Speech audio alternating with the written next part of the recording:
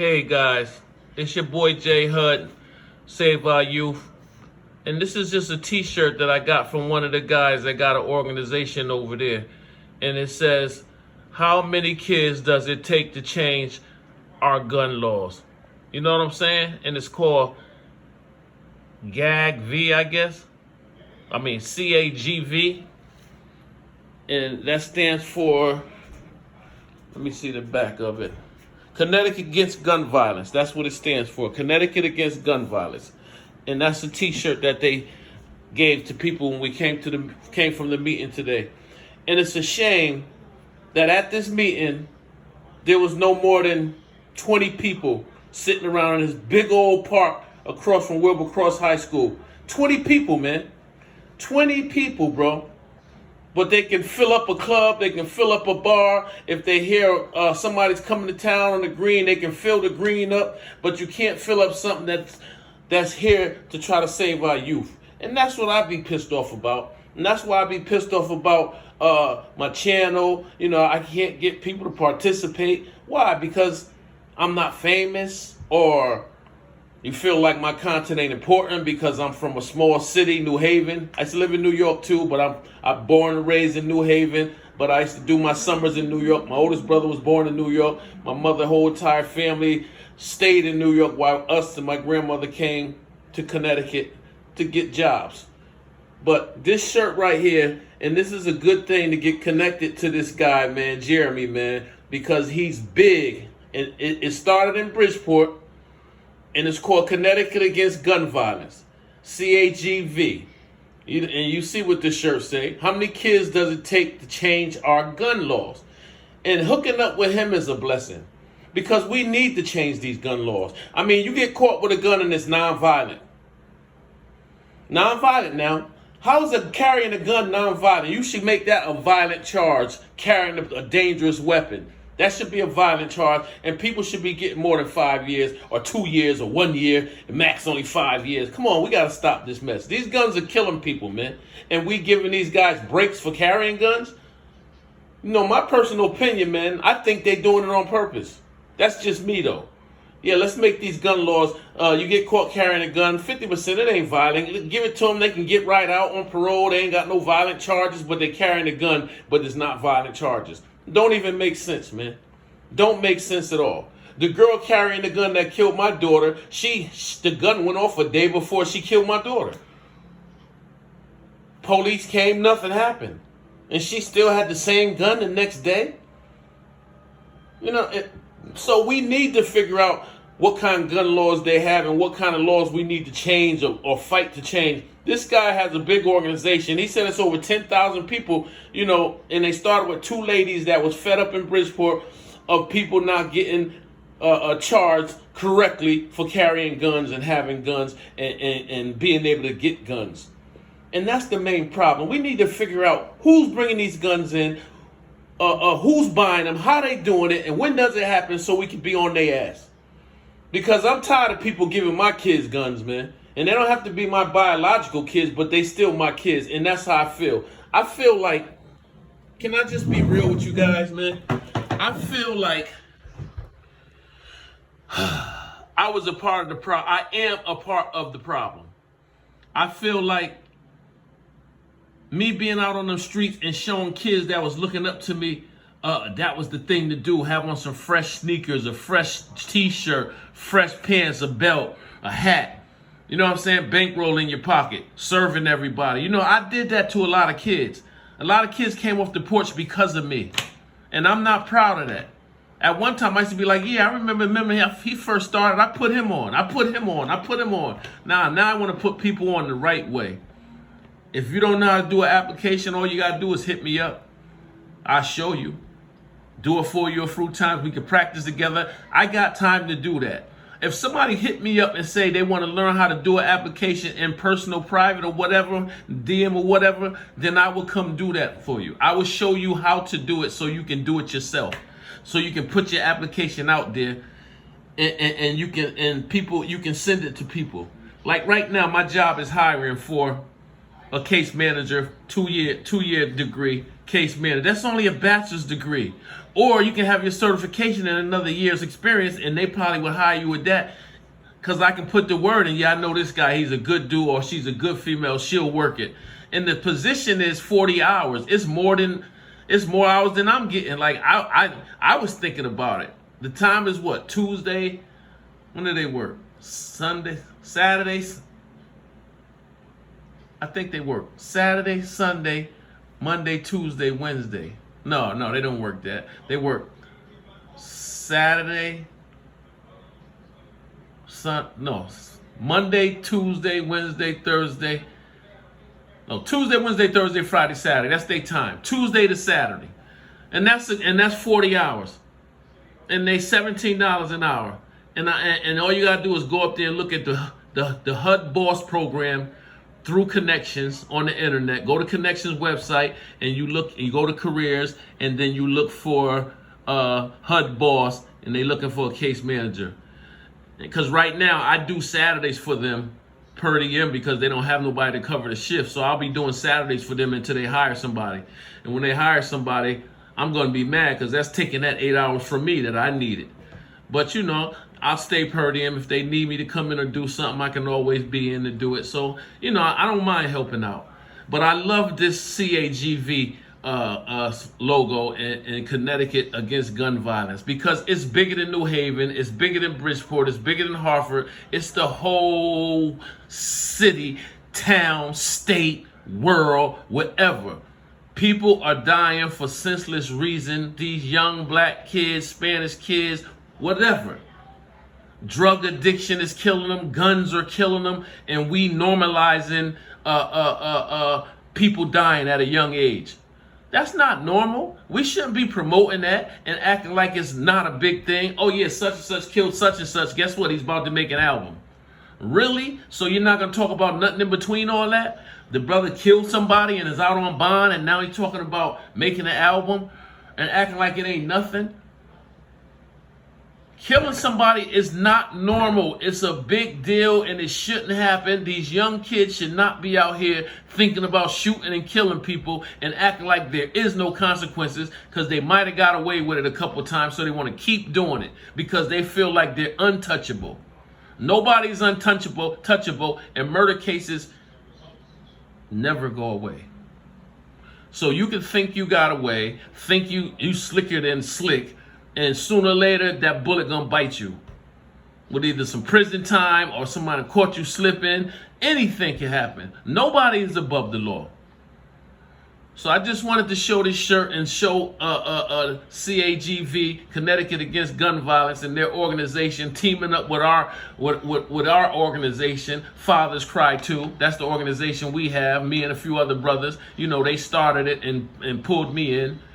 And, we pull in all fathers that lost loved ones. We pull them all in. Fathers, uncles, brother, if you lost a loved one, come on down. Because that pain is serious.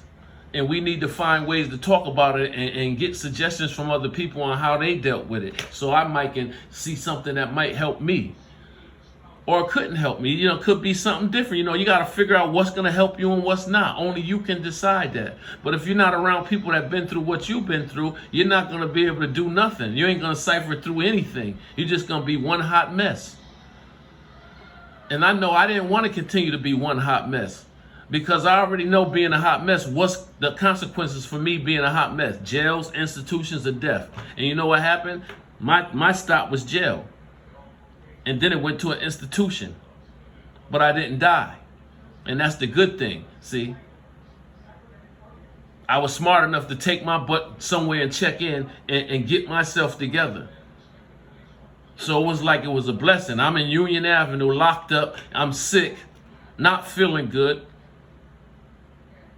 And the bonds lady came straight down to my cell and said, "Hudson, come here for a minute. Didn't your daughter just get killed?" And she was like, "What the hell are you doing?" I was like, "Because I gave up on life. I just don't care. I relapsed. I went back to my old ways. I'm trying to medicate. I want to think about my daughter getting shot in the face and killed at 16. It's a pain in a vision that I just couldn't take. It did something to me, guys. It felt like I stepped outside of my body and I was just watching myself from the outside.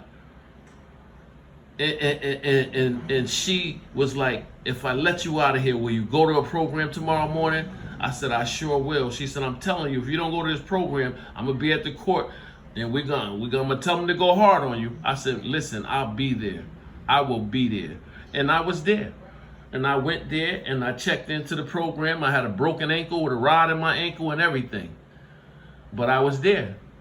I was there. I stayed in the program for 6 months, finished completed drug court, and graduated the program. Then I went to school, Gateway, graduated day school, 2 years, graduated drug and alcohol recovery counselor, got my degree in that, associates. Then I signed up for my bachelor's, which I should have been finished with in 2018. I should have been finished, but 2018 came along, and then I filed my taxes. All of a sudden, 2019, they want to figure out what's up with my taxes. I said, what you mean, what's up with them? Child support takes it. You know, and then COVID hit, so I was asked out for like 5 semesters. They wouldn't give me nothing. They kept saying, you can pay for the last 2 classes yourself, $4,000. I said, get out of here. If I have $4,000, I'm not going to give it to you guys because you've been paying for me to go to school since 2013. Now all of a sudden, my taxes. Well, you wait and you figure it out. Every semester I was trying to sign up and they was telling me the same thing. To the 5th time I signed up and it went through. So see, they choose who they want to see taxes and stuff. They choose different students, and I never got chosen until that time, and it hindered me because now a whole year go by, a whole 5 semesters go by, and I could have had at least, if I say 6 credits for each one, that's 30 credits. I would have had only 8 credits to go for my master's because I only need 38 credits to get my master's. So, but you know, I'm gonna take it like a man. Things happen, so I'm gonna suck it up and I'm gonna wait.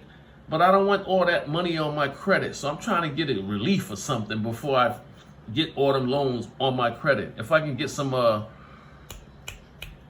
you call them that you don't have to pay back.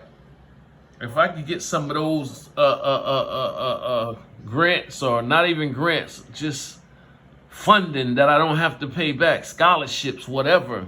You know, that's what I want.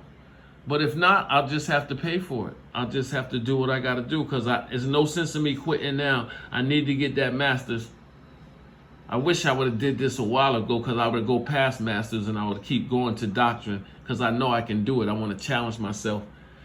But I'm trying to get involved with the community. You know, everything I said I was going to do, I'm still doing, guys. I'm getting involved with the community. We got our organization trying to get it off the ground. You know, I'm keeping my channel going, even though a lot of people don't view my stuff. I don't know why people do me like that. Like, guys, I just need people to view my stuff so I can get, like last year, I was almost able to get monetized. I needed 60 more hours, and I didn't get it. And I was telling people I needed 60 more hours. And next thing you know, the year ran out. I went back to 0 view time.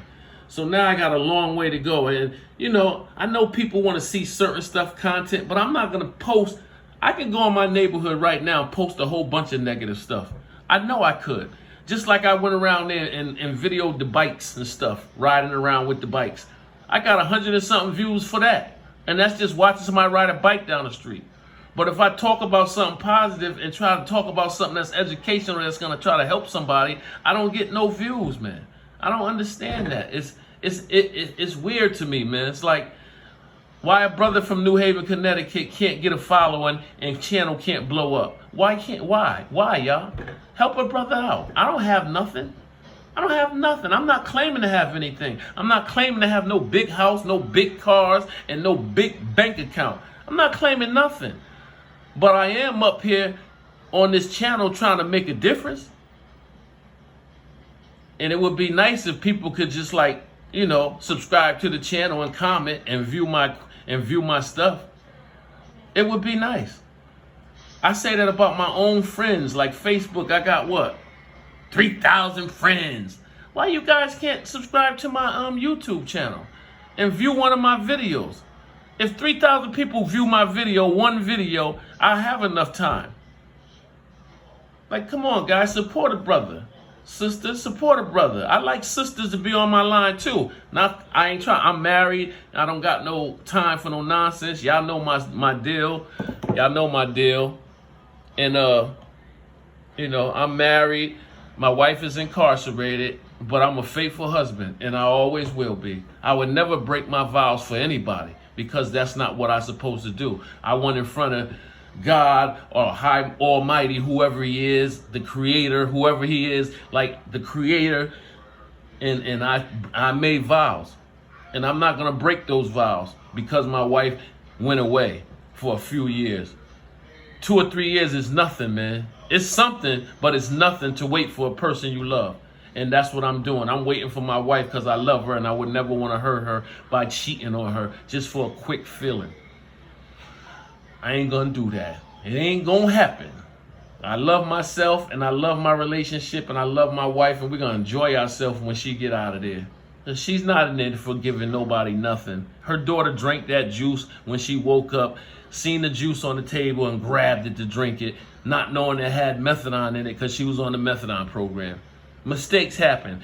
That's the reason she says she copped out, because she did leave it out and fall asleep because she was all high up and fell asleep and left it on the table. Her daughter wakes up and drank it. But if you put structure in your kids' life, they know better what to touch, what not to do, how far to go, what kind of boundaries they are. Going in your mom's pocketbook is a boundary that you shouldn't do. She can have anything in there. Drinking out of a grown person glass is something that you teach kids not to do. See, these are all parenting skills that some parents don't know about because they never did it. But they always say they know how to be a parent. But how do you know how to be a parent when you can't even control what time your kids are going to go to bed? They staying up all night with the TV on to the morning time and school time. Now they tired. They've been up all night. Now their brain's not functioning right, and they're not going to be able to work in school because they tired. Like, you have to be a parent that has structure. And if your kid's never mad at you, that means you're not doing your job as a parent. Your kids should always say, I hate him, I hate her. You know what I'm saying? I'd be like, good, because that means I'm doing my job. Anyway, it's your boy J Hud, man. I've been up here for 17 minutes. I just ask that you guys join the platform, subscribe to the channel, like the video, or dislike the video. You can say a comment saying, this is what I want people to do, please. Give me in the comment section, guys, why you don't like my video or my platform. Just give me a reason. Just give me a reason, and I want to read it and I want to see what's the problem. Because I'm not trying to be like nobody else. I'm not trying to be no news channel. I'm not trying to be like structured in a certain way. You know why? Because I want to be like, I can get through to anybody. I can talk. That's why I'm talking the way I'm talking, because I want people to understand me. I don't want to try to go corporate and sitting up talking and using words that people might not understand and all that, because I can easily do that.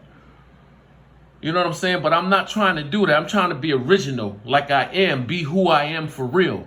And that's what I do when I come up here and I talk about real life situations. I don't really get on the history shit and trying to teach people about shit that happened 100 years or 200 years ago, because that shit ain't helping us no kind of way today. Okay, you want to know about your past and your history and all that stuff. That's good for you. But what is that going to do for you and your kids in the future to come? How you going to get financially stable if you're not setting planting the seed now? You got to plant the seed now. So that means working hard, building what you can build so you can leave it, the legacy, to your kids, to your grandkids, and let them continue to grow on it. And that's what we're supposed to do as fathers, as mothers. And that's why I go to these organizations and go to these meetings that should have way more people coming to them than they do. And everybody want to sit back and blame and point the finger at everybody else. Like the mayor from New Haven, Elicker. He was out there. He even said something today. And they try to blame him. I mean, that man just came in, never been a mayor before. You can't blame him for all the stuff that's been going on in Connecticut. Like, he jumped into this fire. And the thing I respect about him is he don't hide. Like I said, he came to my school at Albertus and spoke to my class. Only like 7 to 8 people in there. And he came by himself and spoke. He came today across the street from Wilbur Cross High School in the park by himself. Nobody with him, by himself, and talked, and then he had to go. But most people, they with an entourage, they got a bunch of people with them, they got security. He was by himself, and I respect that. And just like he said, I understand y'all mad at me and I got work to do. I got things I need to be doing. He said, but believe me, you can call me. He gave us all his cell phone number. Now, what mayor you know does that? That's why I kind of rock with him a little bit. You know what I'm saying?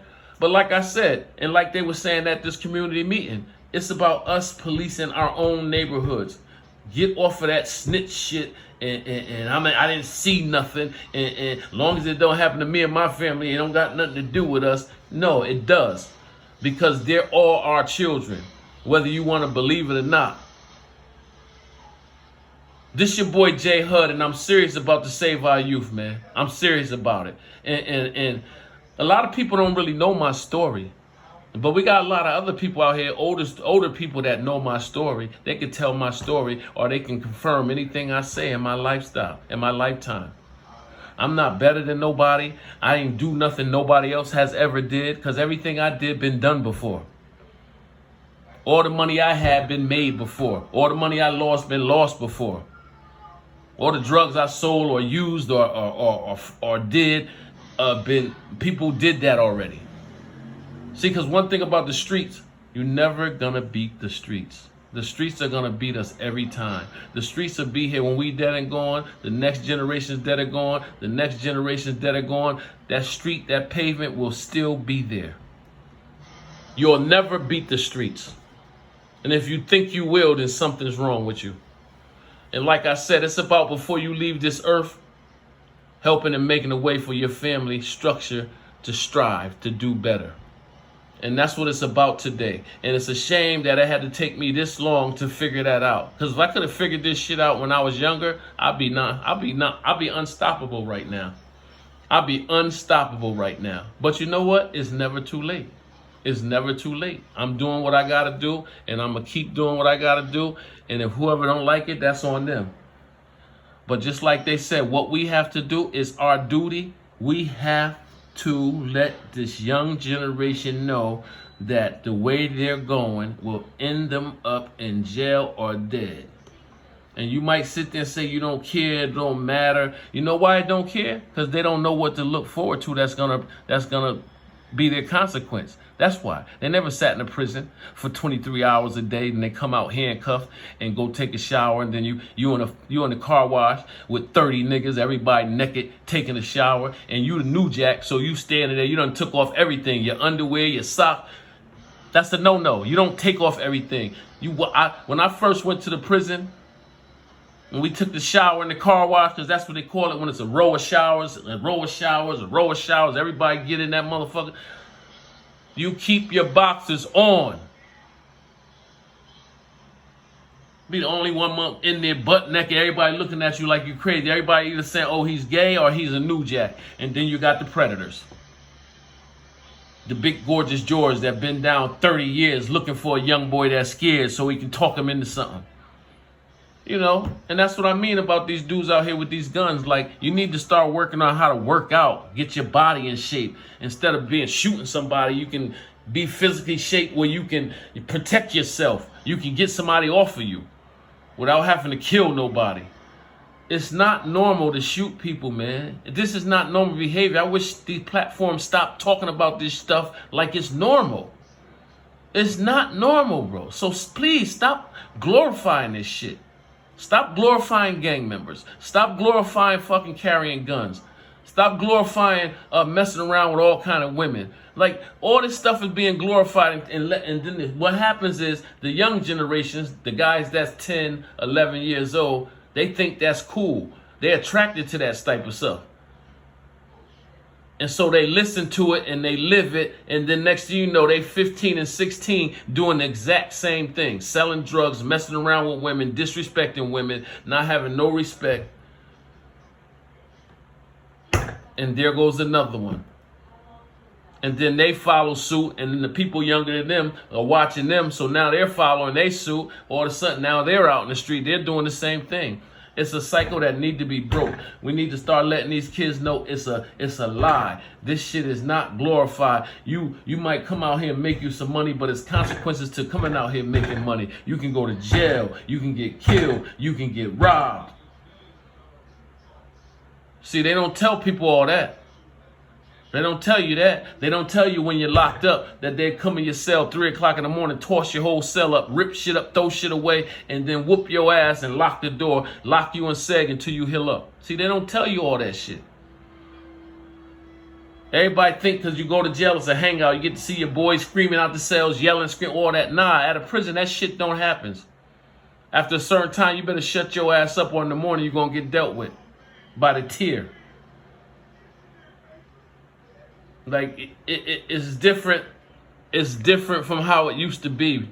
It's different, man. And I don't want to see these young kids throw their lives away in some prison with 50 years because they couldn't control their anger and they end up shooting somebody and killing them. It's your boy J Hud, Save Our Youth, man. Like I said, I just wanted you guys to see this shirt. How many kids does it take to change our gun laws? You know, Connecticut against gun violence, CAGV. It's your boy J Hud. Salute everybody. I'm out of here.